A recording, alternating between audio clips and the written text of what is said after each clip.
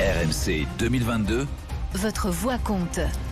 Et des voix pour l'instant, il en manque à gauche. 7 candidats, 25% d'intention de vote, quand on cumule absolument tout le monde. Alors hier soir, Anne Hidalgo a proposé l'idée d'une primaire arbitrée par les citoyens. La candidate socialiste, elle est créditée aujourd'hui de 3 à 7% dans les sondages. Elle reprend ainsi une initiative dont on a déjà parlé avec vous sur RMC, ça s'appelle la primaire populaire. Alors qu'en pensent ceux qui votent à gauche? Je vous attends d'abord vous, au 32-16, venez donc témoigner, nous dire ce que vous pensez de l'initiative d'Anne Hidalgo. Est-ce que c'est trop tard? Est-ce que ça vaut encore le coup? Et puis en attendant, c'est le thème du reportage de la rédaction. Il est signé ce matin Mao Becker-Granier.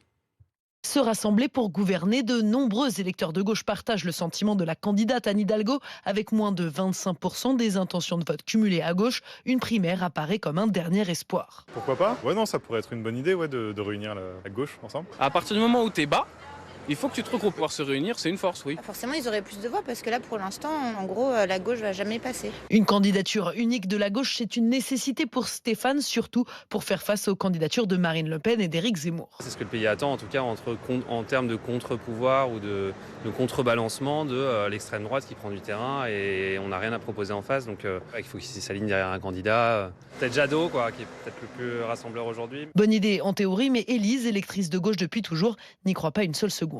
C'est clairement ce qu'il faudrait actuellement à la gauche. C'est pour ça que les chiffres sont au ras des pâquerettes. C'est pour ça que la gauche s'en sort pas en France. Mais ça n'arrivera jamais. Enfin, faut pas se leurrer.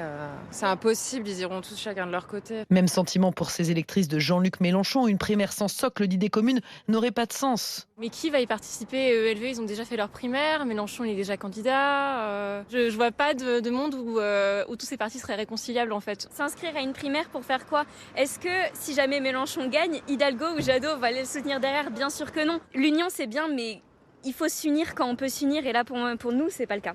Même si dès son annonce cette primaire n'a pas suscité d'engouement, Patrick Kanner, président du groupe socialiste au Sénat, en appelle à la responsabilité des autres candidats. Aujourd'hui, nous sommes éliminés. Il faut dépasser nos clivages. Ensemble, nous pouvons challenger M. Macron, challenger Mme Pécresse, challenger l'extrême droite dans ce pays. Est-ce que c'est ça que nous voulons? La réponse est oui. Le communiste Fabien Roussel a déjà annoncé qu'il n'y participerait pas. Les écologistes et la France insoumise semblent aussi récalcitrants.